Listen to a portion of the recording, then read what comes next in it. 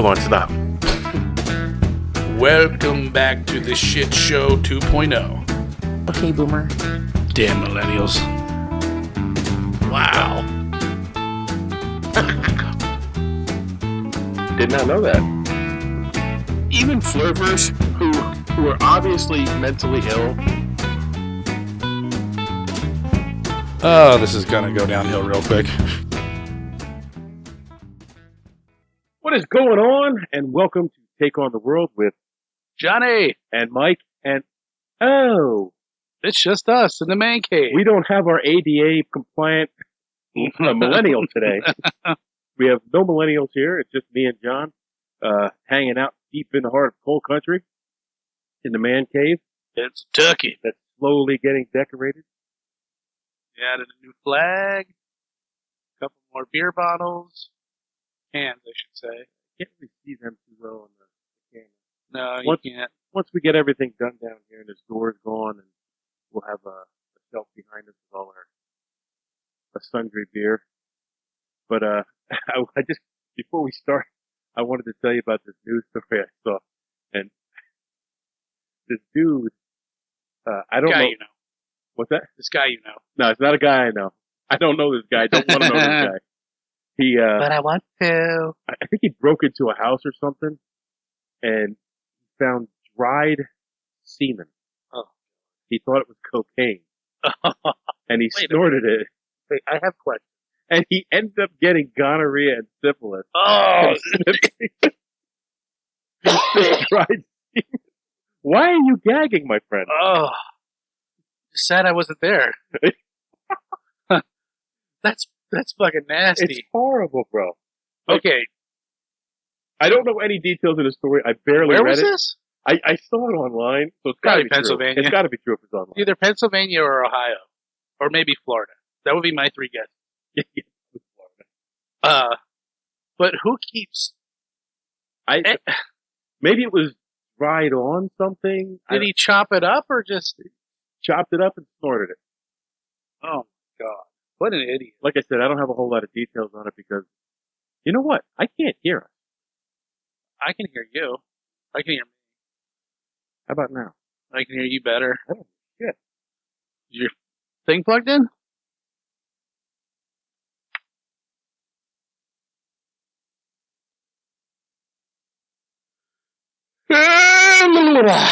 Do that again. Yeah, I can hear you, but barely. I'll turn the game back up. I don't think it's the game. Is nizzle. Anyway. So, the Take on the World beer. Take on the world beer. It's flat as the earth. Yeah, it was a failure. It was a failure. It's pretty flat. And it's kind of bitter. Yeah. But we keep hoping that the longer we let it sit, one of these is going to taste. It's going to taste all right. But this is only the second time I use this type of bottle, and I'm thinking maybe I did something wrong. Yeah, we use these Grolsch bottles, and they have this A swivel top. swivel top and a little rubber stopper here. Let me see that. Maybe you can, maybe you can't. Maybe go fuck yourself. But this is not the first beer that's failed on me. I've had others. It happened. I don't know. Whatever that one you made and gave me, you gave me 2 bottles of it. One was flat. I still drank it because it had a good flavor.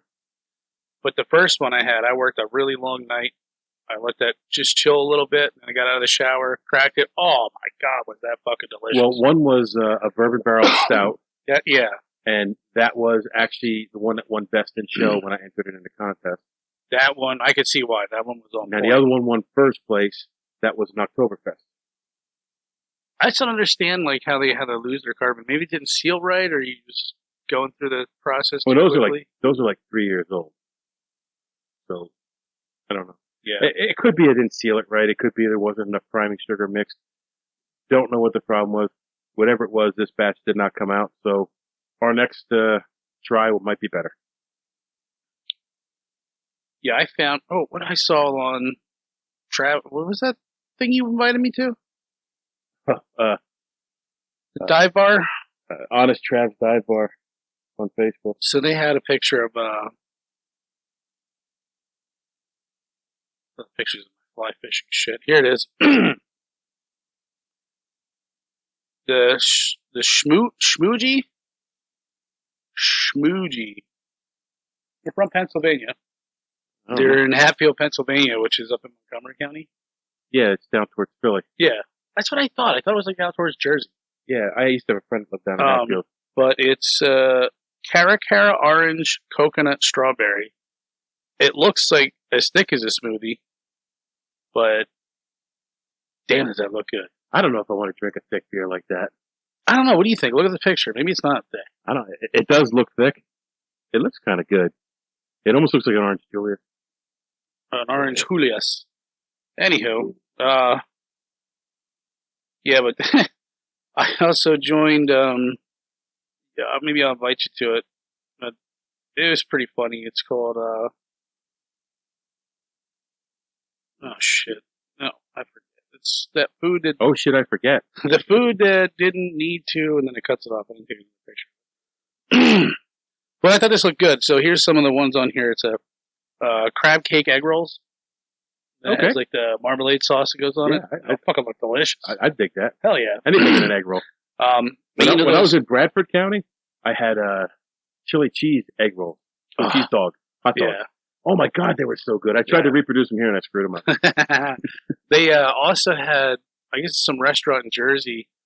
It's an Asian restaurant, but they're doing a spin on like Asian American infusion. So they have those dumplings that they steam in the tray. They're like, they just fold them and they're like open on the top. We have dumplings and we shoot them. Asian American. But it was a cheeseburger dumpling, and then you dip it in a spicy ketchup sauce. Okay. And oh man, did that look fucking good? A spicy ketchup aioli. Yeah, pretty much. So that's what it is when you lean back. I can't hear you. Really? Yeah. I gotta find my zone now. Gotta find the zone. The zone. It's in between my legs. Anyway, what do we got this weekend in the bizarre world of what the fuck we're doing? With no ladies in the house and no millennials, we can go all out and talk about some freaky shit. Let's talk about sex, baby. Let's talk about you and me. Don't sing ever again. That's what our fans would say. Don't ever sing again. So, we're going to start off with the Night Stalker. Oh, really? You want to start up? Okay. Yeah. I guess it doesn't matter. Yeah. Let's get the heavy stuff out of the way. Have fun with the second one. Okay. I'm just going to go right out here and be the first one to say this. Probably not the first one to say this, but what a fucking asshole. I'd like to fucking kill this guy if he wasn't already dead. But he's dead, so we have no problems. Now, this stuff was happening when I was a teenager. I would have been 2 years old when he... Okay, I know I'm old. You don't have to keep saying it. 2 years old.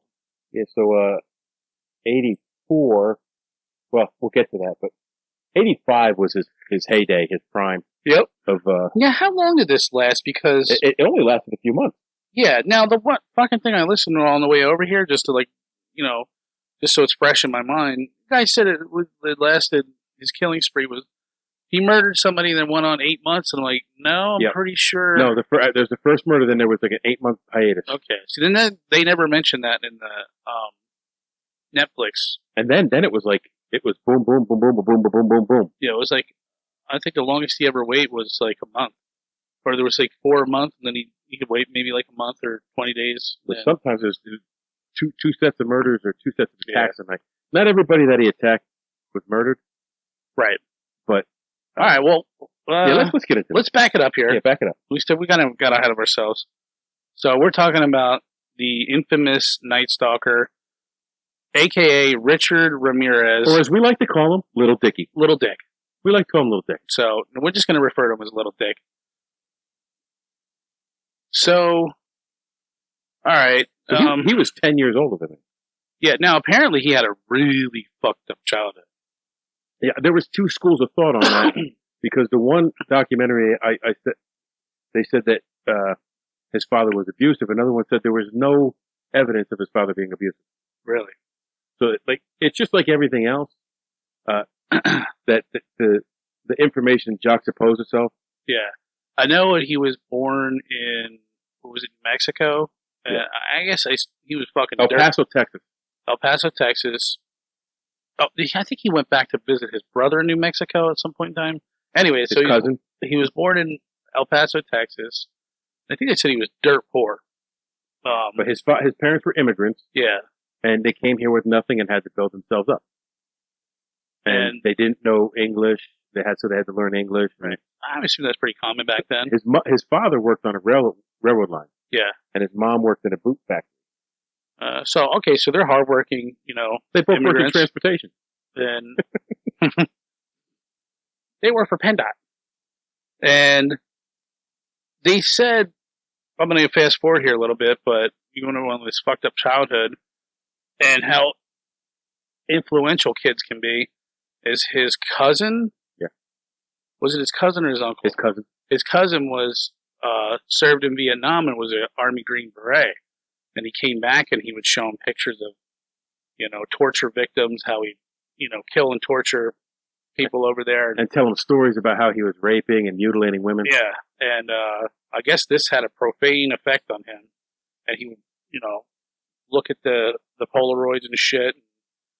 It must have done something to him and sparked something in his head. Now, when I watched one of my documentaries, they had a psychologist on saying how because he was in his formative pubescent years, that being exposed to these things embedded themselves in his psyche. Oh, absolutely. No doubt in my mind. I would back that up 100%. Well, the evidence backs it up. So yeah. So, and then he was the icing on the cake was, I guess they were, and him and his cousin would get together, look at these pictures, he would tell them stories, and they would get high together. They just referred to him smoking weed. I don't know if they used other drugs. Probably. At that time, he was only smoking weed. So, how did it say how old he was? Like 15, 16? When his cousin died?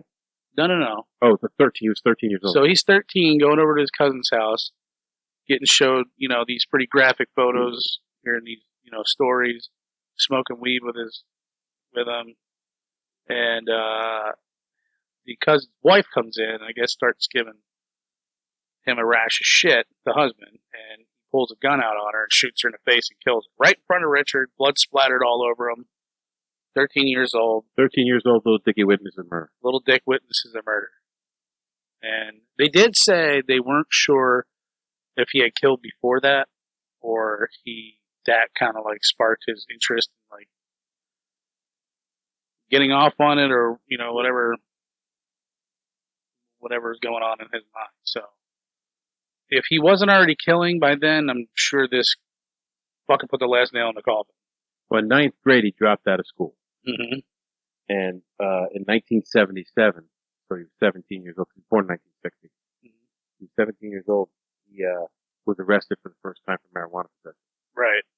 And then he went in and out of. He never had anything like violent. It was always just like petty theft or like carjacking, but nothing major, nothing. But being 17 and then in jail, you think that's got to have an effect on someone too? Oh, absolutely. I'm sure you meet some special scumbags in there. But so he had 2 more arrests for auto theft in 81 and 84. Okay. And all the description of this guy, they said he had horrible teeth, just jacked up. They were looked like Gollum, and probably smelled just as bad as him too. But they said that his personal hygiene was atrocious, non-existent, and they said he lived off of like convenience store food, like sugary shit. Now all that stuff happened after he moved to California, because that's what you graduate to when you move to California. You graduate to cocaine, which you did. You graduate heroin and auto theft. Yeah, and you become the stinky guy in jail. So he's living in some squalor. He's probably 18, 20 years old. When does he commit his first murder? He's 24. 24. Well, okay, the first murder in this series, he was 24, but as we'll get to later, there was a murder before that he was not linked to until much later. And I didn't even know about this one. That's why I thought the thing that I listened to on the way over here was the guy was just making it up. But there was a lot of discrepancies in between that one that I listened to and the Netflix documentary. Now, I'm sure they left a lot of shit out in the Netflix documentary, but there was a lot of shit that I haven't heard before that were left out in some other one. Which, when we get there, we'll start talking about. We see if you. I don't see them in your notes here, so I'm assuming they left them out, which I find is very fucking interesting. So, at some point in time on his move from El Paso to California, he becomes some, drug craze. Oh, and he was satanic, and he liked. I don't know, I don't even want to say, well, he likes satanic music, like AC/DC, and I don't really think AC/DC is satanic. But you remember that era back then where they thought that, listening to Metallica was causing kids to kill people, and like the Columbine shootings. If you listen to Iron Maiden, you're a Satanist. Right, yeah, your kids. They tried to ban it, didn't they? Yes. Who was the first metal band that I think they did get banned, or they wouldn't let their songs on the radio? Me and Nathan just talked about this.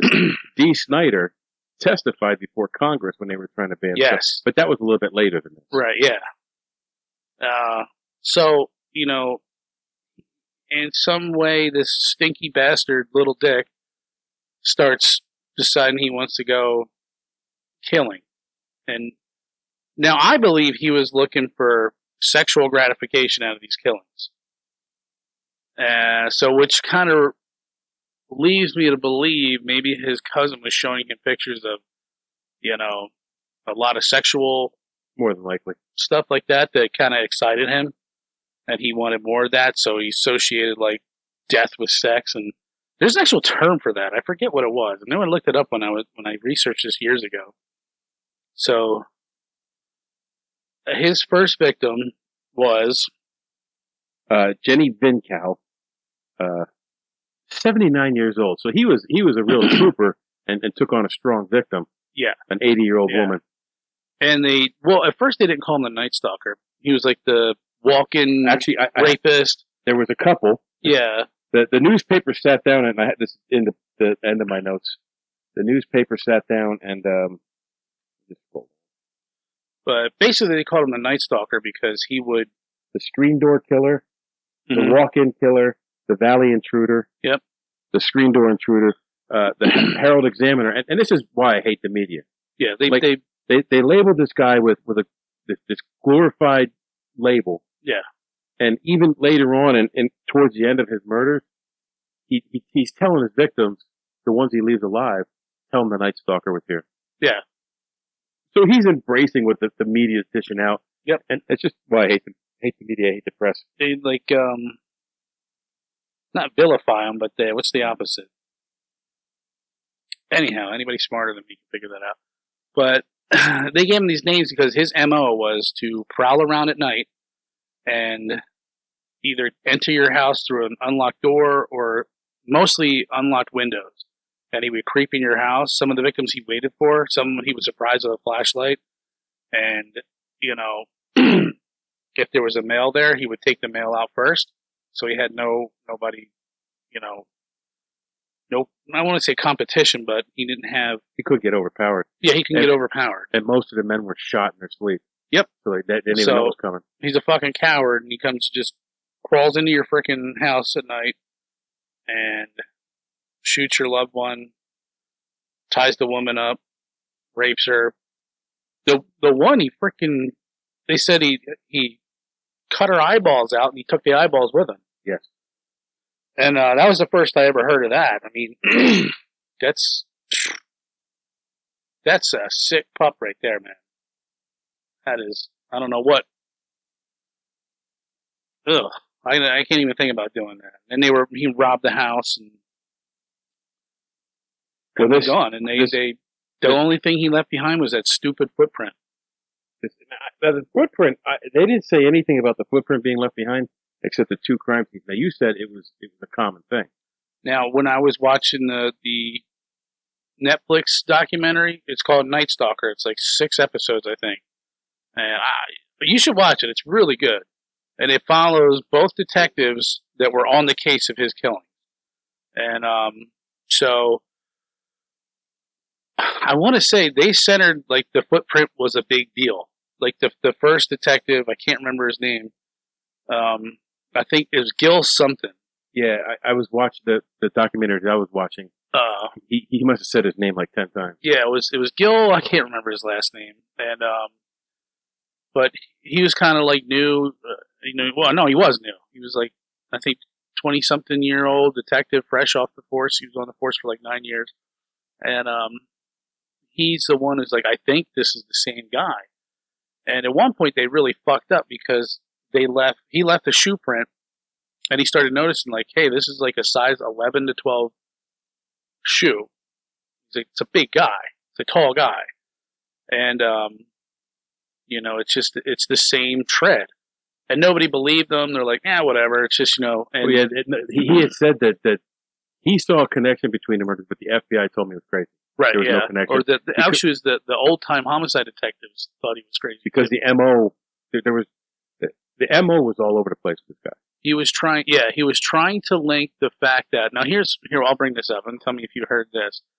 They said there was a rash of like 15 to 20 something child rapes that Detective Gill, can't remember his last name, linked him to, and he brought that to the attention to the older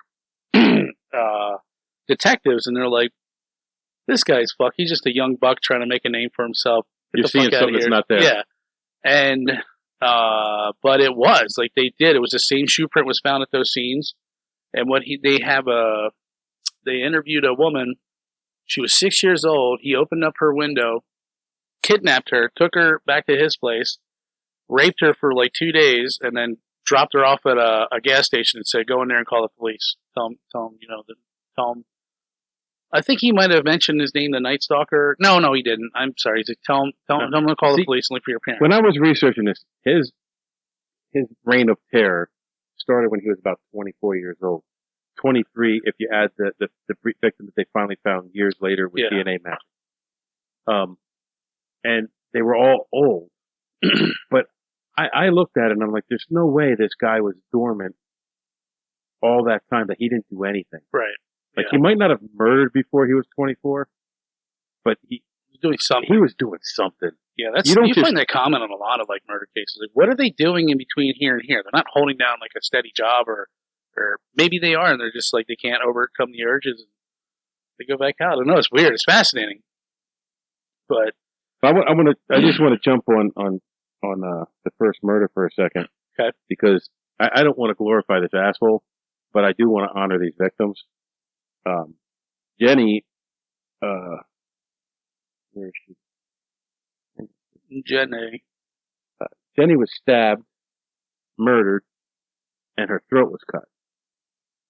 Like, there's a good amount of brutality to that. And usually a stabbing is someone stabs you. And he didn't know any of these victims and he stabbed most of them. But if a detective comes across a crime scene and stabbing, the first people they look at is close friends and family, because it's crime of passion, because it's up close and personal. So whatever was going through his head, it gave him a personal connection to them, even if they didn't actually have it. Right. Well, they said that the detective. Goddamn, can you look up his last name? It's gonna piss me. Gail Rodriguez? No, it was.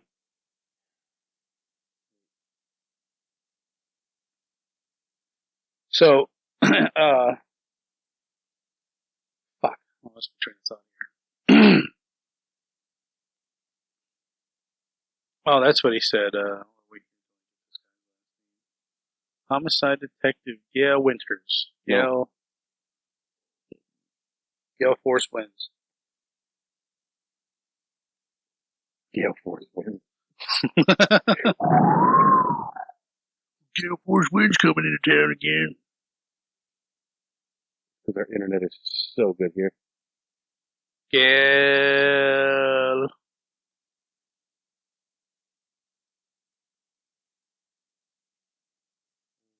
Gail Carrillo. Carrillo. Okay. Carrillo. So Detective Gail Carrillo, Johnny on the spot. McGill Carrillo. He said that. Now, I thought the first murder was number 2, Maria Hernandez, and yes, is it Dale? Yeah, it was Dale. But it's a woman. Yes. It's not a man. It's Dayle, Dale. So he goes into that. They were living together in an apartment or a home, and the night stalker crept in there. Well, hold on. After Jenny, and he burglarized that house, which he did at almost every one of the homes. Yeah. It was nearly 9 months. Right, okay. Between March and August of 1985. So, 85 was his year. Right. What he was doing in those 9 months, who fucking knows? He could have been somewhere else. It's possible. Who knows? I think between those 8 and 9 months, he was abducting those kids and raping them. Maybe he was in jail. Because there was like 14, I think, or 18 kidnappings where the guy's MO was he would break into the house, slip in through an open window, kidnap the kid. They would disappear for a couple of days, and then they were dropped back off somewhere. That breaks from his MO like completely. Well, not necessarily. Well, because he didn't abduct anybody except for but in one of his last murder cases, they had everything there. They had the killing. They had the drawing of a pentagram. They had the rape of an 8-year-old. He basically went in there, killed the whole family, raped the kid. I think he killed the kid as well. But basically everything that he was trying to link to these cases was all in this one case. So there's no doubt that he sodomized, like, and these murders that you have here listed of the 28 here, he sodomized, I think, like 3. But it's weird. 3 kids in there. In these? Yeah. They don't say that, though. I know. I never heard that either. Like, but that was straight from the detective's mouth. Like, he tried to link those. He's like, I think he's also a child rapist. And they're like, get the fuck out of here. It doesn't make sense. It's not his MO. If 3 of these murders had a child in the house when it happened. One of the children was 3 years old. One was 12. Yeah. And I don't think he raped all the kids. Did he didn't do any of them. They didn't say anything about them raping me anyway. Yeah, he did. He tied them up. But the research, the one with the 8-year-old kid, he sodomized the 8-year-old kid, and I think he left them. I think the wife survived and the kid survived, but the dad didn't. Yeah, I think that's towards the end here. And they had, I forget her name. She was like the one I told you. She was 6 years old. He took her to her house, raped her, and then dropped her back off at a gas station and said, "Have them call the police." But she picked him up out of a lineup. Like, what was it, 89, I think? And she said, that's him. I will never forget his face. That's him. And, so, I mean, yeah, he's weird. It's like he's doing a lot of fucked up shit, but he was on a lot of drugs. He was on a lot of drugs, and he didn't always use the same weapon, which was, no. Like, the MO was, he used 2 different guns in the total of the murders. Yeah. It was the same 2 guns throughout all the shootings. 22. A 22 and a 25. Both handguns. Small pistols, easy to conceal. Yeah. And he used a tire iron, he used a machete, he used a knife, he used a kitchen knife. So, we'll say, I guess his first murders in 85 were Maria Hernandez and Dale Okazaki. Now, this is how they laid it out in the Netflix documentary was, I'm just going to keep referring to that because that's the only one I really watched. I watched ones prior to that, but I don't remember them. And they said that he waited in the house, and Dale Okazaki came home with her grocery bags in her hand, and she felt the presence in the house.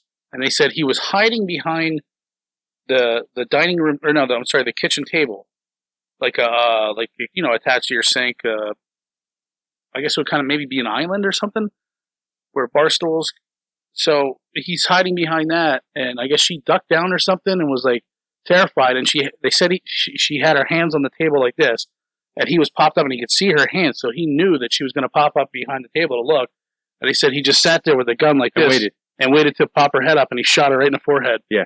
And then, as I guess he waited in the house, and then Maria Hernandez showed up, pulls into the garage, and she's gonna walk into the back door, and she said that he tapped on the top of the car to get her attention. Yeah. And she turned around and there was a gun in her face, and he shot, but she had her keys in her hands, and the bullet deflected off the keys.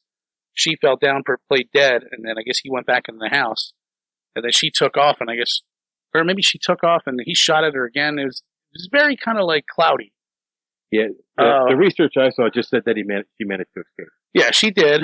And what had happened was she ran around to the front of the house thinking that the killer's not going to come out the front of the house. He's going to go around back, sneaky. But no, as soon as she went to go in the front of the house, he opens the door and there he is. And he's got a gun pointed at her again. And she's like, "You really have to kill me? You already shot me once." He said he just looked at her and he just put the gun back in his waist belt and just walked away. Didn't even run, he just walked away. Yeah. And so he's pretty arrogant. He feels pretty comfortable in what he's doing. But my point was the detective Gail. Fuck, that's the. I got all these names mixed up now. Yeah, you retarded.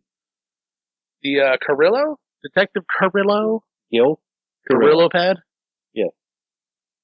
He said that what he thought, because he's trying to get into his psyche, and he's like, he is the type of guy that wants to see the fear in your eyes. That's what he gets off on. He gets off on seeing, like, knowing that you're going to die. He wants to see that look in your face before he kills you. Yeah. And then it started growing into, like, I guess that wasn't doing it for him, so he had to have the sex, part added to it. And then he started getting, well, not that wasn't gruesome. No, he raped the first one. Yeah, true.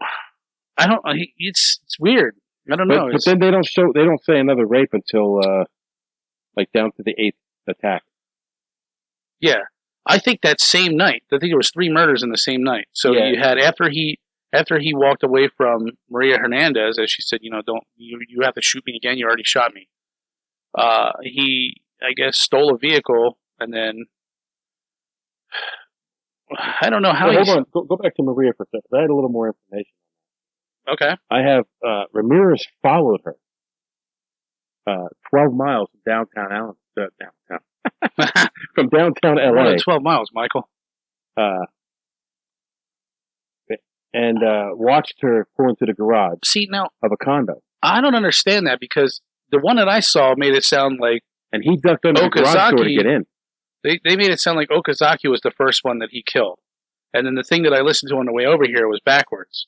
It said that he shot Maria Hernandez, surprised her in the garage. That's what this says. She fell down, played dead. He goes inside the house and then fucking kills her roommate. And it says that she held up her keys and that's... Well, that makes more sense. Yeah. That makes a lot more sense now. Okay. She after she got shot, she played dead on the ground. Yeah. And then he went in and... now, if he was using like a 9mm, them keys, I don't think she would have probably been dead. You never know. But a 22 long rifle for all you cool cats and kittens. That's obviously deadly round, but it's a very small. Very small. But Osaki presumably hearing the gunshot, ducked behind the kitchen counter, but not before Rameriz had seen her. That makes way more sense now. So he just stood there waiting, and eventually she peered over top of the counter, and he shot her in the head, exactly like you said. Yeah. But just flip-flop. So he attacked her in the garage first. And then, not satisfied with this, he also shot and killed. Yeah, he somehow got this girl, chased her down the road, and pulled in front of her. Yeah, forced the car off the road. Yeah, and then basically shot her. Was it in the car? Or got her out of the car and shot her. She survived but died in the hospital. Right. Yeah. And that's where the media dubbed him the Valley Intruder. Yeah. But they had that brainstorming session that came up with the screen door killer, the walk-in killer. I don't know how they linked. They said it was him to that though. It was a particularly hot summer in LA that year. Yeah, they said it was like 115 degrees. And they said after these stories started breaking, everybody was locking their doors and people were dying from heat exhaustion in their homes because they wouldn't open the doors. I guess back then air conditioning wasn't as prevalent as it is now. So, I mean, we can go down this list. I don't know if you want to. Well, I have some of them written out here too, because I got more detail on some of the murders. Okay. So as you go down, I might stop you and jump over here. I'm just gonna mention them because they're human beings, and Well, I have something on the next one. So where are we at? Number 4. Yeah. Tsai Lien Yu. that was the the girl in the vehicle. We just talked about night. her. Okay, so this is his 5th victim. So we think it's pretty accurate, as far as what the news, media, and police were saying. So number 5 would be 64-year-old Vincent Zazara, shot while sleeping and killed. Yep. And then 44-year-old Maxine Zazara, husband and wife, shot and stabbed and killed, and her eyes were gouged out. This is the first one where they saw that he mutilated took the body. a trophy. Yeah. Did he ransack I think he ransacked the shit out of the fucking house. Yes. This was 10 days after the last 3 murders. Yeah. Or the last 3 attacks. I don't know if you wrote it down on one of these, but I know one of them when he had ripped. They found a footprint, that same stupid fucking Avia trainer shoe footprint on the time clock, on their alarm clock. But what he did was he beat the shit out of the wife, blood all over the place, and he steps on the alarm clock and he rips the cord out. Yeah, and he uses that cord to tie up the victim and kill her. Well, later on, he took a cord off or something and was electrocuting the victim, too. Really? I didn't hear that one. Yeah. That's down with I think, where the husband and wife and the 3-year-old kid. Yeah, he also, I don't know where this fits into here, but... This murder here, just to stop you for a second, sorry. This is where this pattern started. This is where they said that shoot the husband man while he's sleeping, yep, and then brutalize the wife. Yep, and then ransack the house. Yeah. Now, he was also jerking off all over the freaking crime scenes and shit. Why wouldn't you? I mean, the coup de grace. I mean, no one's around to see you. A la mode, baby. And, so, he, murder a la mode. You're a sick fuck, dude. So, dude, that's horrible. I didn't do it. No, he's the one who did it, not me. So, that's how you end up with dry semen in the house, and then you snort it up and get syphilis. You get syphilis. So I don't know where this fits into here, but I know they said that. I don't know if you want to call them. They labeled them as victims of the Night Stalker. But what had happened? It was a husband and wife, and the husband was a sheriff's deputy at this time, and the wife was sleeping on the couch. Husband was in the bedroom, and she got woken up to a loud bang, and she thought it was her husband. She's like, "Oh my God!" She's like, "John." She's like, and she said she remembers, I woke up and I was pissed off because it was loud and you're gonna wake the kid or whoever was in the house.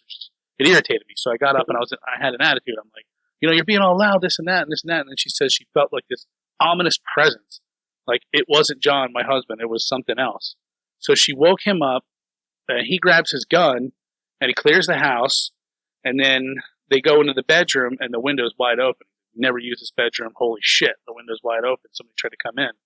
Clears the house, looks out, and he sees 2 footprints in the dirt. And they said what he did was, she said, we just watered all the plants and everything because it was so fucking hot outside. So he goes to open the window. She goes, it was actually, we had painted it shut. Now, I don't know if you've ever tried to open a window that was painted shut. It's almost goddamn impossible. Yeah. So he probably had a crowbar or something with him, some kind of implement.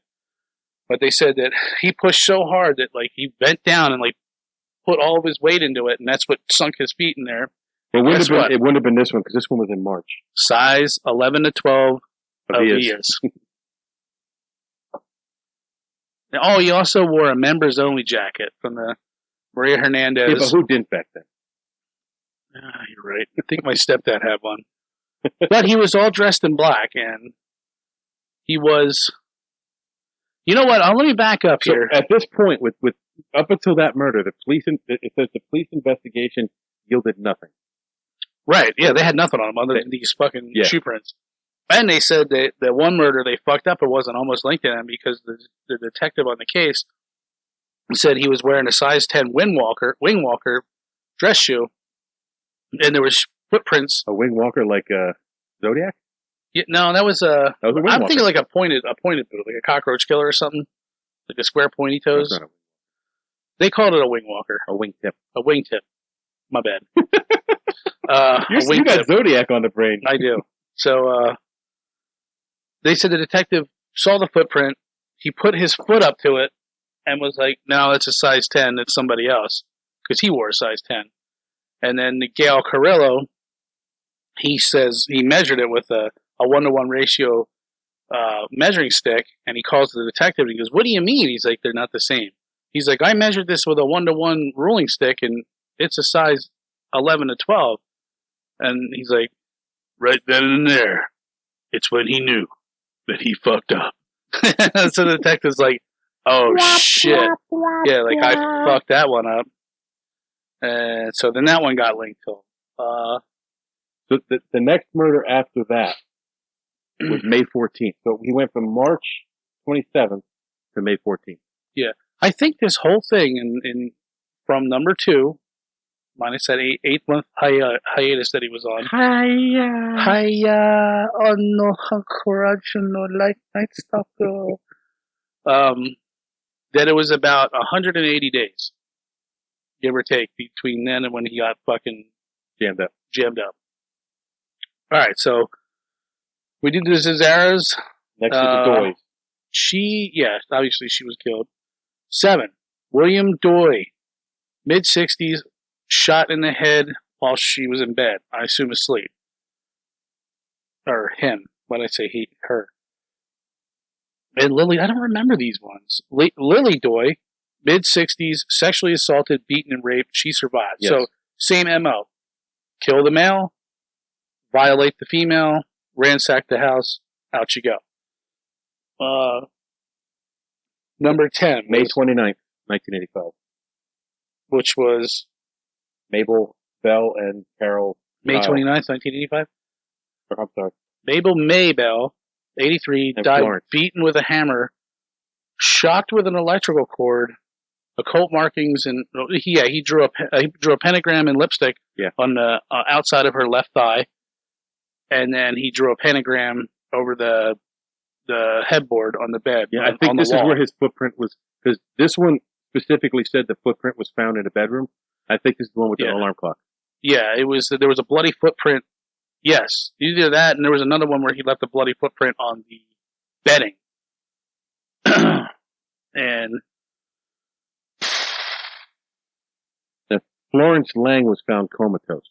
Was that the invalid? They were both found comatose. One of them died. Yeah, the sister was invalid. Yes. So 81 years old and 83 years old. I mean, what a guy. What a nice guy. And he's just preying upon, helpless victims. Now, the next one is the very next night. It's May 30th. So that is what? Mary Louise Cannon? No. Carol Kyle.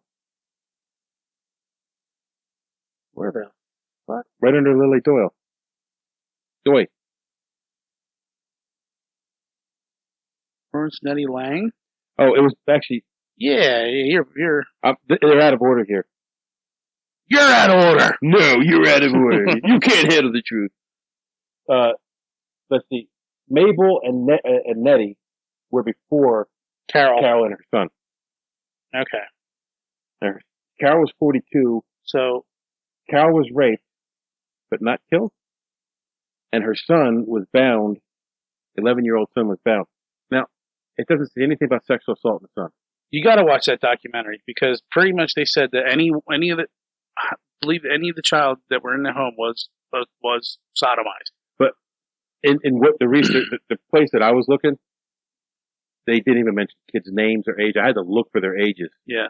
Well, this might even be newer information. I don't know. But they had to know right away that the kids. Yeah, but I mean, like, not let out till now. I don't know how that works. I don't know.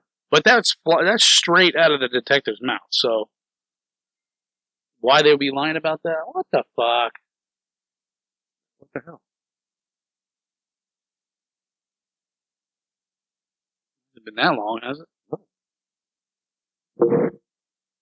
Yeah,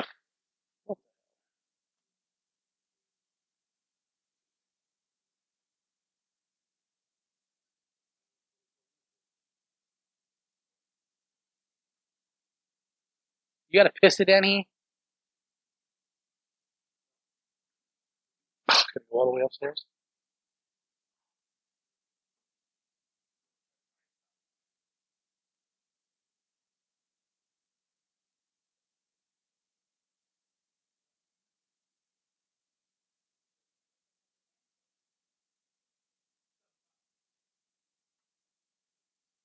Well, like sometimes when I'm down here.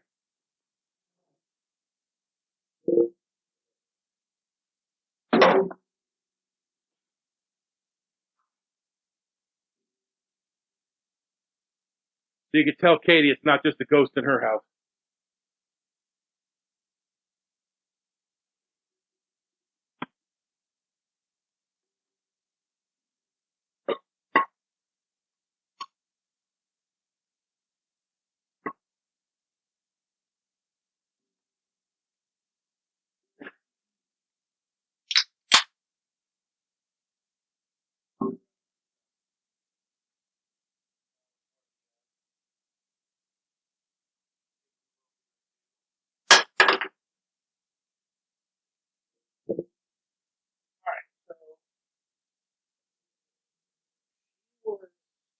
Hang on. Wait. Don't start. Shit back. And we're back. And we're back. Back to the 9th inning, everybody. What? So, we got 9, 10, and 11 mixed up. So, Carol Kyle would actually be the 12th victim. Well, if you go down in your I notes, ain't going down on you. okay, I accept that. I have the dates and everything with the murders, so I'll just keep reading from that. You keep reading from that list. Yeah, I mean, it's not like anybody's going to remember this. Just, so, Carol Kyle, 42, killed, and her 11-year-old son was bound. I also read that he was raped as well. And then, That's pretty good. Mary Louise Cannon, beaten unconscious with a lamp, then stabbed with a kitchen knife, found dead. Yeah. And that was, he was dark from May to July. There was no known crimes. So a 3-month span. Yeah. God knows what he's doing. Sucking dick for cocaine, probably. Because he has a little dick. Or hey, Ron. Or hey, Ron, yep. Now this next one is weird. Yeah, Whitney Bennett. Now this is 3 days later from the last attack. It's July 5th. 16 years old, beaten with a tire iron. She survived with 478 stitches. In her head. In her head. Yeah. Someone said it was 4 feet of sutures. Right, yeah. Yeah, she was... They showed a picture of her with the head dressing on in the hospital. Now I looked this one up separate from the rest of it. Yeah. Because it struck me that she's 16. As compared to most of these other victims are 40, he's all 50, over the 60, map. 80. In that regards, he's all over. It's like almost he doesn't give a shit who's in the house. He's going to do it whatever the fuck he wants. So he attacked her while she was sleeping, attempted to use a phone cord to strangle her, but he saw sparks coming out of the cord, and he thought that meant Jesus. That's an OSHA violation. No, yeah, that's not funny. He thought that meant Jesus was trying to save her, so he stopped his attack and ran. What? Yes. Are you serious? Yeah. Okay. And let's go back to the OSHA violation. This is not a funny joke, ha-ha thing. Oh, yeah, it is. When someone gets electrocuted, it's not funny. When you brush against open wires... There's no open wires up there. I think every gang box has 600 wires hanging out of it with none of them have fucking wire nuts on them. Okay.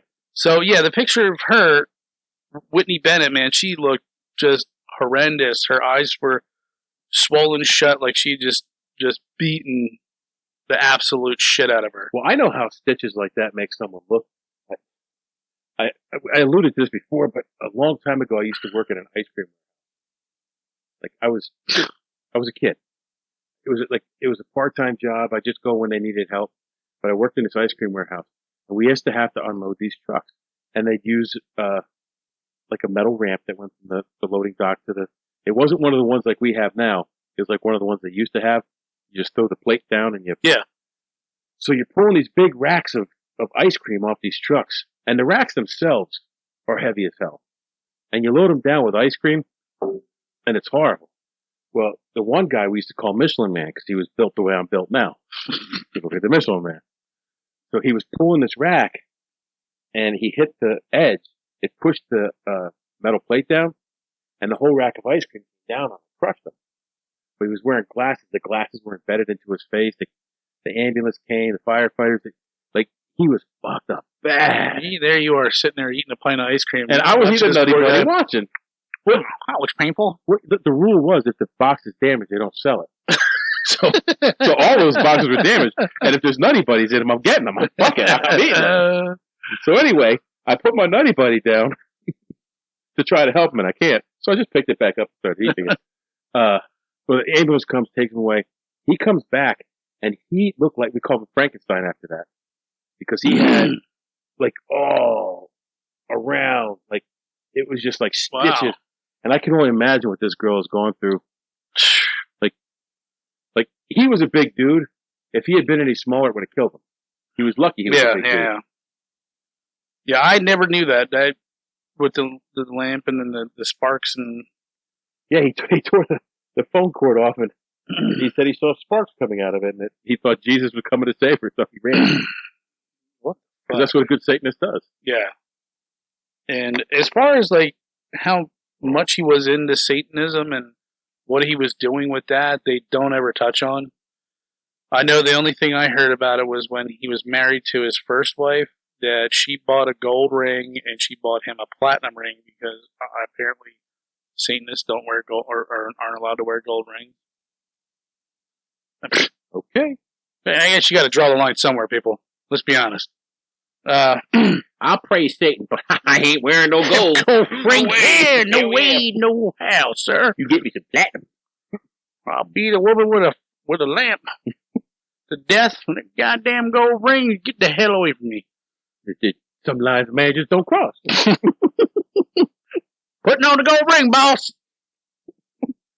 Well, so okay, here we're gonna go. You're gonna go down the list. Just keep going here, okay. And if you have something, just mention it. After the 5th, it goes to the July 7th. All right. So victim number 14, Joyce Louise Nelson, age 61. 15, Sophie Dickman. 16th victim, Maxon Needing. Well, hang on. Little Dick raped Sophie, held her at gunpoint.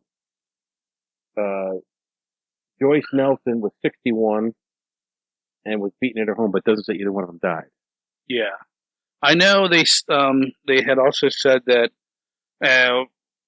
2 of these he couldn't get an erection, and then he got really upset with the person, and then he kept telling the woman, you know, she's like, she was praying to God or something like that. He's like, don't pray to God, pray to Satan. And he's like, tell me how much you love Satan. She's just, you know, appeasing him. Well, there's several of them as we get towards the end here. Yeah. That he makes praise Satan. Yeah.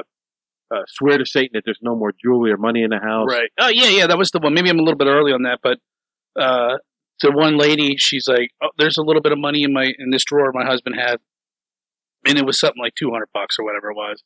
And he like counts and he's like, this is what your life's worth, bitch. He's like, you're lucky I found this. He's like, or I'd kill you. Oh, I mean, but I won't wear a gold ring. Just but I ain't wearing no gold. Okay, so number 18. This is Needling, Max. Yep. Oh no, I missed her. Oh, so this must have been husband and wife. Leah. And Leela Needing. That was July 20th. Oh, is that the truck driver guy? I don't know. So I'm assuming it was, because if we go here, there's not. Yeah, that's got to be them. Yeah, I added. After I printed this out, I added more information to this. Or either it's Chris Peterson or Virginia Peterson. They sound like truckers. But, so he breaks into these people's houses and... Well, hold on, don't jump ahead, because you got 4 murders between them. Well, if this, I want to know if the Max and Needling and Leela were the ones that survived. Well, let me look. I'm pretty sure they survived. I can look at the victims here. So I'll just pause here because there's Needling. an important fact here. I don't want to get them screwed up. Needling's residence was in Sun Valley. It was 4:15 a.m. He broke into the home. Hang on. This one was backwards. It was backwards on the website. So they should be further down the line. They should be with the cough code Rameriz, Chanarong Kovaneth. They were killed first. Okay. And that's the one. Some kid is the one. He made her swear to Satan that they weren't hiding any money from him. And it was the 20th.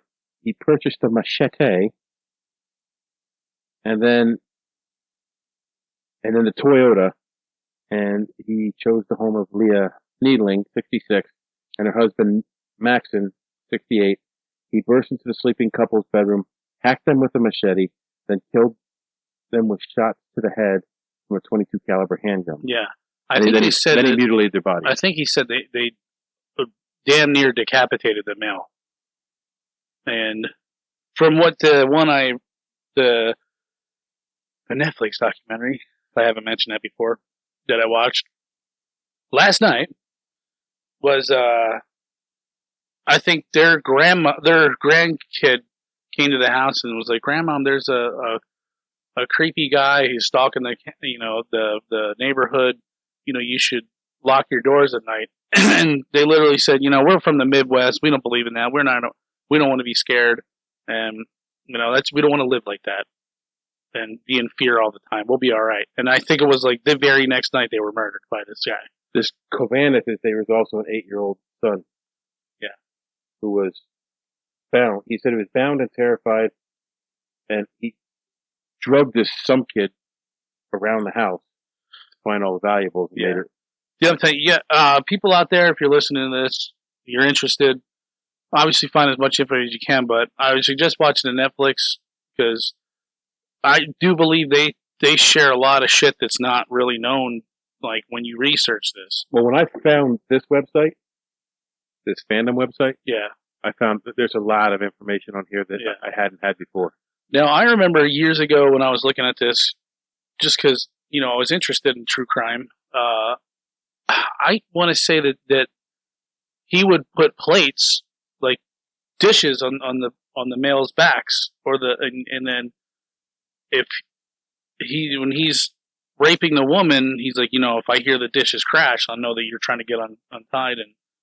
And I swear to God, now I haven't read that anywhere else since, but maybe I got that mixed up with another one, the Golden State Killer, because that's what he did. But I mean, his MO was just come in and kill the male right away. So I might have that mixed up, or maybe whatever I was reading 10 years ago was wrong. I don't know. So, see, because the other research I had Needlings dying before Chanarong, and some kid, but that specifically states that they died first. Yeah.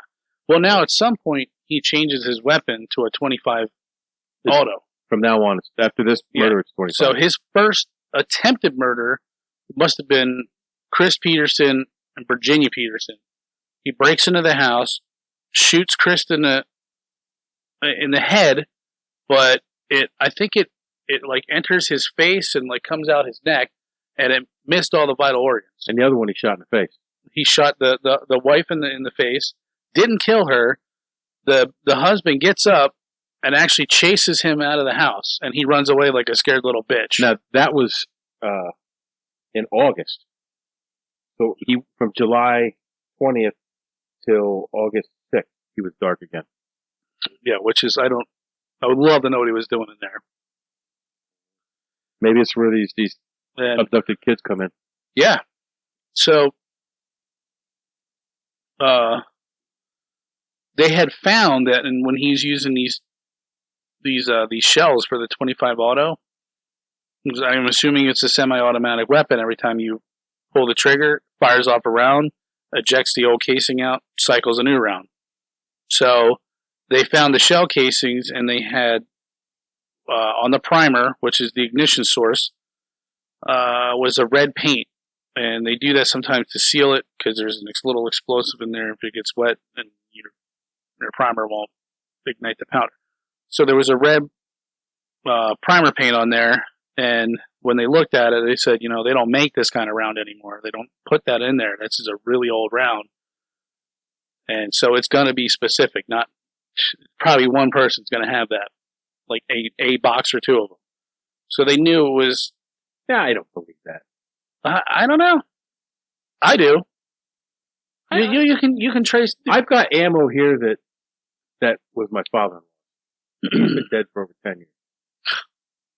So what are you trying to say? You want to go commit a No, nothing like that. slew of murders and see if we can get away with it? There's people, and I'm not saying I'm one of them, that stockpile ammunition. Yeah. Well, I mean, I don't know. Yeah, I see what you're saying. I mean, back then it might not have been as common. I mean, a 25 auto is not everybody. I don't think that's a. I got a 25. I got a 32. Is that? I don't know. Maybe I could be wrong. Well, anyways, that's what they had said. And so now we're going to make the kids cry on the next one. Where are we at? Sakina Abawath? So that was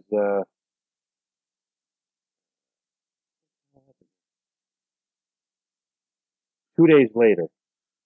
Sakina Abawath raped. Yeah. Elias Abawath shot and killed. Yeah. So he's still doing the same thing. 10 days later, on the 18th. Peter Pan. Hold on. He left L.A., the L.A. area. Oh, this is went up to in San Francisco. He went to San Francisco. And he killed Peter Pan. Peter fucking Pan. Sorry, kid. I didn't want to break it to him that Peter Pan was dead that way, but you did. Yeah. No more peanut butter for you. Peter and Barbara Pan. Barbara was raped. He was killed, but Peter Pan didn't die right away. He actually called 911. Yeah. He wasn't able to relay what happened, but they traced a phone call and sent a squad car and ambulance out to the house. And it was after these two murders that, because of the MO and the satanic symbolism, they no longer used the moniker Valley Intruder. And he became the infamous Night Stalker. Because he broke into most of their houses that night. And I guess, let's see, are these two on the same night? Last two here. The 24th of August. Bill Carnes? Yes. He was shot, but he survived. And his fiancée, Inix Erickson. He was raped, but survived. And they got so much evidence from this. When the police got there, she gave a very detailed description of the attacker. Yeah. She gave a detailed description of the vehicle he fled in. Everybody said he was just greasy. He smelled awful. Little Dick fucked up on this one. His breath was just, his halitosis was off the charts. And he's just like hovering over you all close to you, breathing in you. So they released the info on the car. The car was found. They pulled his fingerprints from the car. They pulled up his criminal record. Let me. Well, a little more interesting than that. They impounded the car, and it was written on the window, "Hold for prints." And actually, we need to back up a little bit here because they throughout this whole case, they didn't fuck up, but there was a lot of like weird twists that they could have got him earlier. So during the beginning, and I don't know into what murders he was into, I want to say maybe like his 8th or 9th, they gave a description of, this guy's teeth are just fucking nasty. And they had found in one of the stolen cars a card for a dentist in Chinatown, and it gave the name Richard Nunez. So he used a false name and a phony address. So they went to that dentist and they pulled up like these dental records and like, this is that guy. And I'm like, his teeth are pretty fucked up. I wonder if it's him. So they set up undercover agents in there for, I think, like 2 months or whatever. And the dentist, they're like, where is this guy? Is he ever going to come back? And he's like, well, they had an actual dentist look at it and he's like, yeah, he's going to be back. He has like an impounded molar. It's got to be causing him extreme pain. He'll be back soon. And so they waited for him. They waited for him. They waited for him. Well, in the meantime, they had a beef with LAPD. Like, this is my jurisdiction. We'll get him. So they couldn't come to an agreement. So they set up an alarm system in there, and they left. They said, and I shit you not. They said the very next fucking day, the dentist called the homicide detectives, Gil Carrero, and was like, where were you guys? He's like, I was hitting the alarm, and nothing happened. So the alarm that they installed malfunctioned. And Richard Ramirez was there the very next day, right after they all left. And you think he knew? You think he was watching the place and knew it was up? No, because he went in there and had work done on his teeth. Right, but he knew they were gone. I don't. If he knew they were even there, I wouldn't even gone. Would you? That'd just be stupid. I don't know. If I knew the place was bugged with cops, I wouldn't have gone. Well, he didn't know the place was bugged, but it was being watched. And when it was no longer watched is when he showed up. Yeah, but he didn't know there was an alarm system. I don't believe in coincidence. You know what I'm saying? I think, yeah, I see what you're saying, but I mean, I believe in shit like that. Like, just like they fucking, I don't think that's a coincidence. I think it's just a fucking near miss.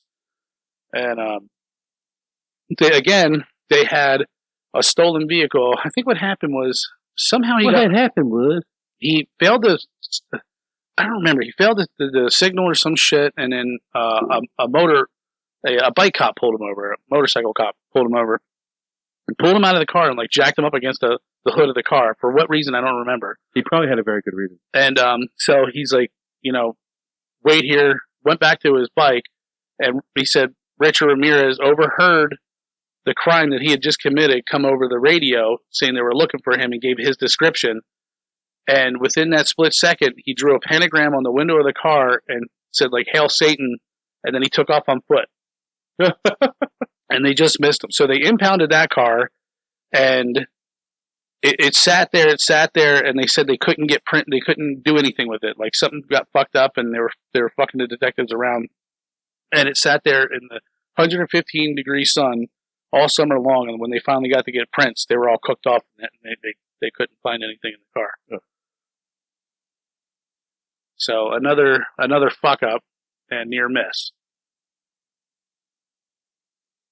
So now they have his description, they have his prints, they know who he is, they're looking for him. So he takes off to New Mexico. Well, tell them why they found tell them what we were talking about earlier of like sort of how they got his name and they had his print, but they had no name, and they had. Well, no, this says they got his name from his arrest record. Right, but they did that.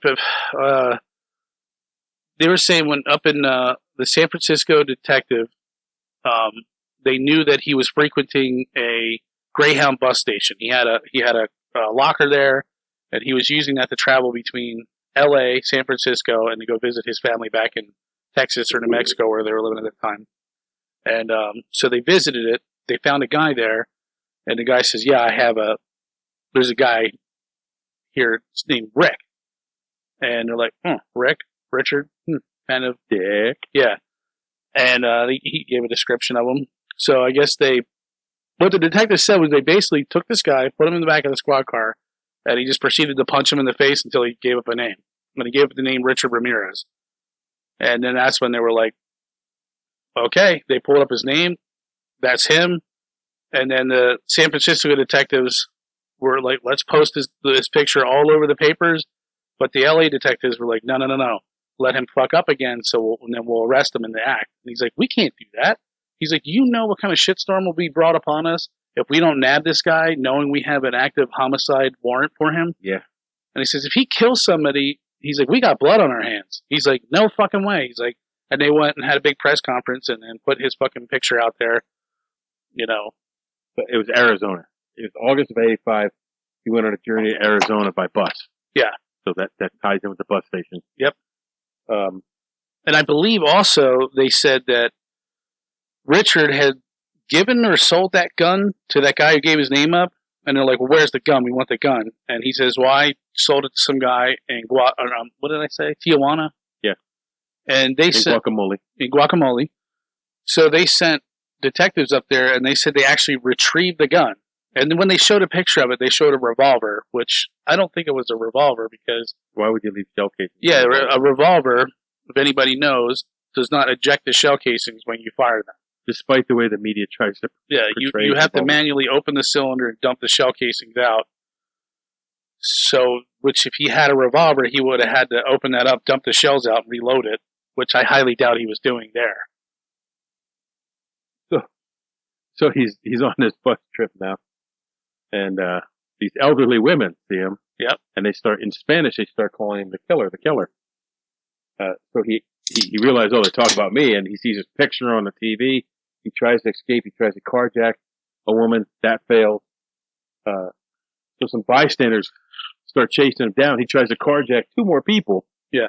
Did you hear the one he tries to carjack this 62-year-old man, and he had some kind of like hot sports car, right? And he's like, nobody's taking my bait. He actually said that he jumped in there. He noticed that the car door was open and the keys were in the ignition. So he hopped in. He started the car. But the owner of the car was underneath the car working on it. So he says he rolls out, and he's like, "Motherfucker, you ain't taking my car." It's like his prized possession, right? His muscle car he's been working on.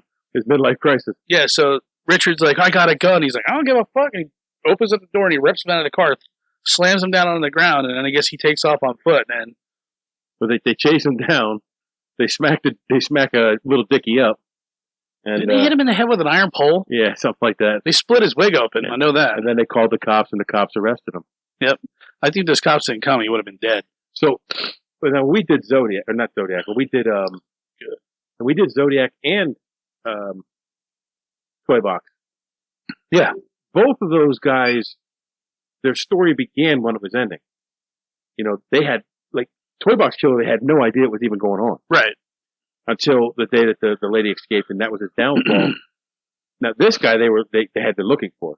Yeah. They were actively searching for this guy from after his first murder on. Yeah. So, just a difference on how things were done. So, he goes to trial, and the trial is like a media circus. Oh, yeah. He's like some hot shot. He's wearing fucking dark aviator glasses. Well, hold on. Before he goes to trial, when he gets put in jail, you mentioned his bad teeth. Did you know this? No. He must have got them fixed. The jail fixed them. Yeah, because I'm like thinking, I was looking at pictures of him, like, wait, his teeth don't look that bad. I know it's on here because I was looking at this and I'm like, that's just like our prison system.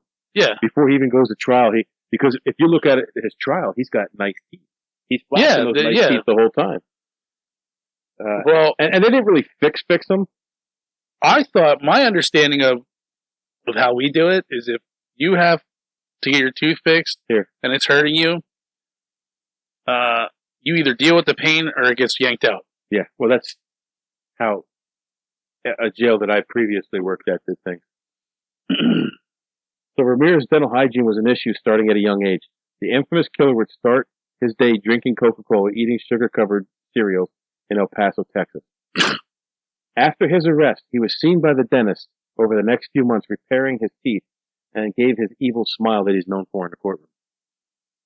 I think his smile before he got his... And he was drawing pentagrams on his hand in the courtroom. I think his fucking... Well, if you want to call it a smile, I think he looked more sinister before he got his grill fixed.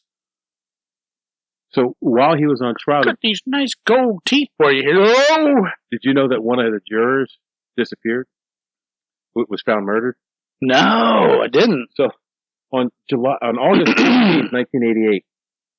So now I'm in the Navy now when his trial's going on.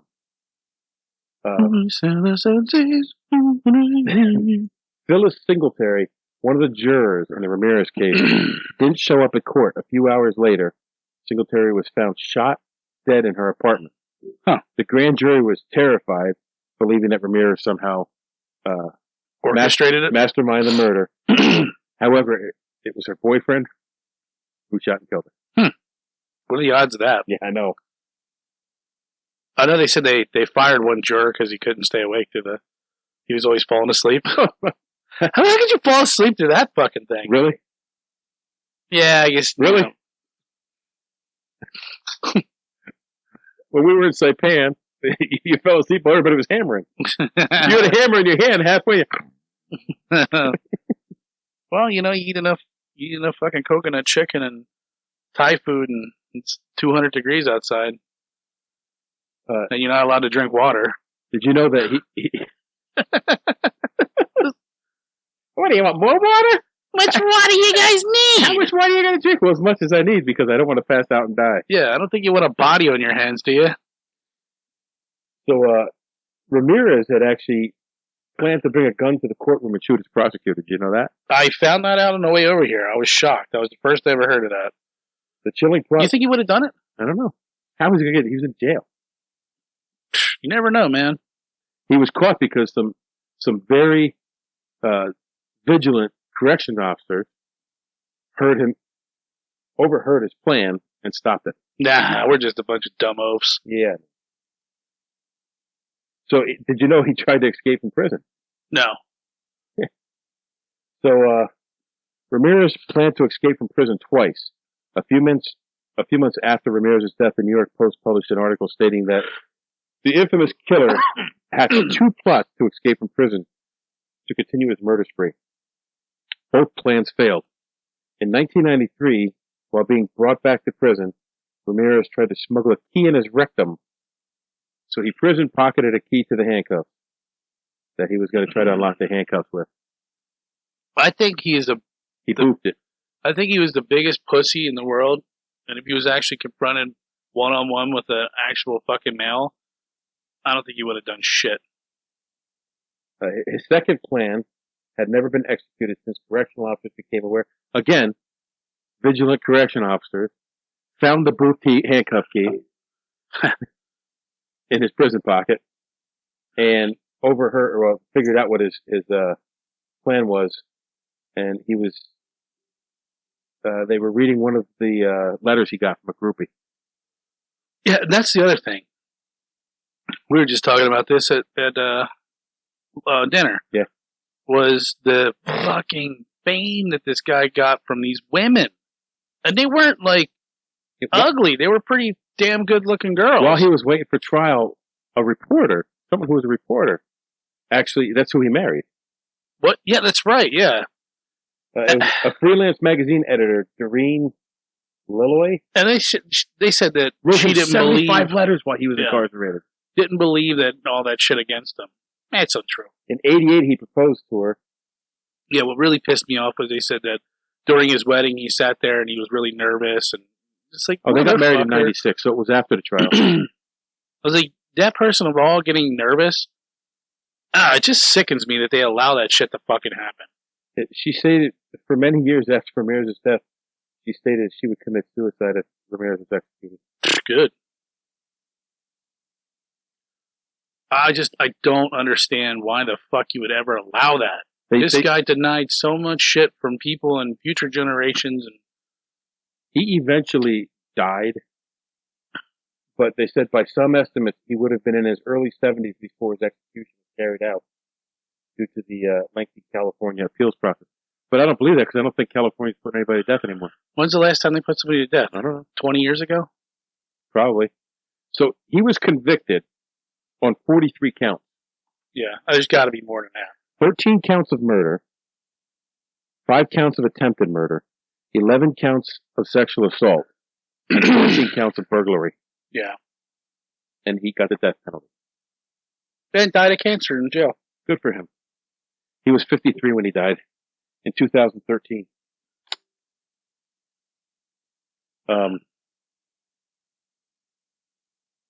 I do want to say something towards the beginning.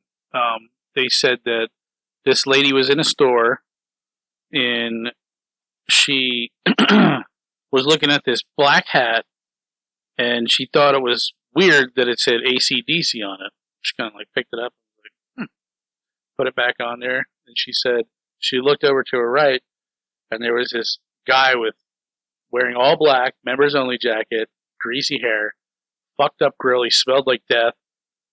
And he was just giving her a sinister smile, just looking at her like a creepy clown. It was Burnt Row Homes. There was Burnt Row Homes. And she said on the way home, she was traveling down the highway, And she said out of nowhere, this small brown tan car came flying up behind her, got next to her, and then almost like was trying to run her off the road. And he was wearing that AC/DC hat, and he's just fucking grinning at her like, I'm gonna kill you. I'm gonna kill you. She said she was never been so creeped out before in her life. And I think it was that same night was when he went to go kill Maria Hernandez and Dale Okazaki. And they found that hat in the garage. They found the AC/DC hat. I didn't know that. Yeah. So it's thought that he had additional victims. It's thought that he has raped and stolen before June of '84. Well, they said ever since he was a kid, he was known as a thief. But they said his first murder was actually this Mei Lung, a 9-year-old who he beat, raped, and stabbed to death, and hung her from a pipe in April 1984. And they tied him to that murder via DNA years later. Also, I guess when the detectives were, after he was sentenced and shit, they were moving him around. I think it was when they were transferring him to San Quentin. He's in the back of the bus. They're all by himself, and they said he cynically said, "Hey, you guys remember such and such?" and gave out a name. And he goes, "Yeah, I did that one too. I did that too. Yeah. That was me. I done did that." So what a sick fuck. I don't know. Yeah. I mean, Sick, twisted individual. I research this stuff, and I feel sick reading this stuff. yeah, when I was coming over here, I was so sick and tired of hearing like another rape, another murder, another shooting. It's like, God, I'm like, it's just it grinds in your fucking head just hearing it. Catch the MF already. Right. I remember the detective Dale Coca-Cola, whatever the fuck his name was, Carnitas. He was saying to the other detective, his partner, he's like, is it bad to want to have somebody else die? He's like, but I need this guy to fuck up. He's like, I need him to commit another crime so he fucks up. I need more information to catch him. And he's like, if he doesn't, we'll never fucking catch him. He's like, so in order for that, somebody's got to fucking pay. And he said he felt fucked up about that. And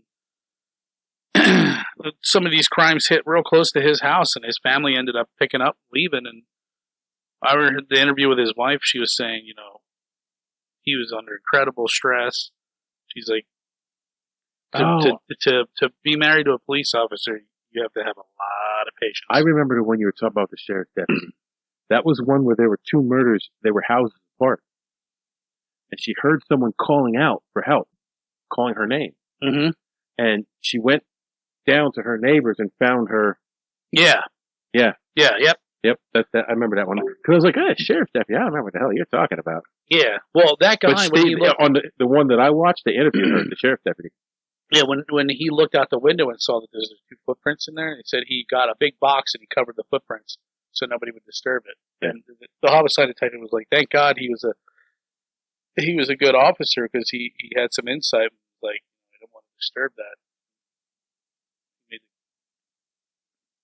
a good decision to freaking preserve the evidence. I find sometimes when we're doing these, we're like, a cop screwed up this and a cop screwed up that, but in their time, hindsight's always 20/20. Yeah, it's not like they meant to do it. No, it's like you don't know what you're looking at sometimes. Yeah. Basically, all they had at first to go on was, we got a killer, and where's a fucking... Well, just like you said, he was stopped. Well, they did the same thing with Zodiac. Yeah, he was stopped, I think, twice. Yeah, and like nobody knew. Like there was just not enough information at the time to grab the guy up. Yeah, but this guy was a sick fuck for sure. Rotten hell. Yeah, which I'm sure that's exactly where he wants to be. So good on him. Good for him. I'm not going to shed a tear for him. I do shed a tear for all these victims, though, especially the ones who survived and had to live with it. Like that 16-year-old girl, the rest of her life. 16 at that time, she was a year younger, 2 younger than me. Yeah. I wonder where she is now. I wonder what she's doing. How she's coped with having that trauma in her life. And that 6-year-old. She said that the way she kept trying to get out of him molesting her, raping her, she's like, I really have to use the bathroom. And she said that he would be like, okay, and he would pick her up, and then he would just set her on top of the sink and just stand there and watch her. And she says, when I looked at him, he had this look in his eyes like, I'm really sorry that I'm doing this, but I'm not because I'm going to keep doing it. And then he would pick her up, take her back to the bed.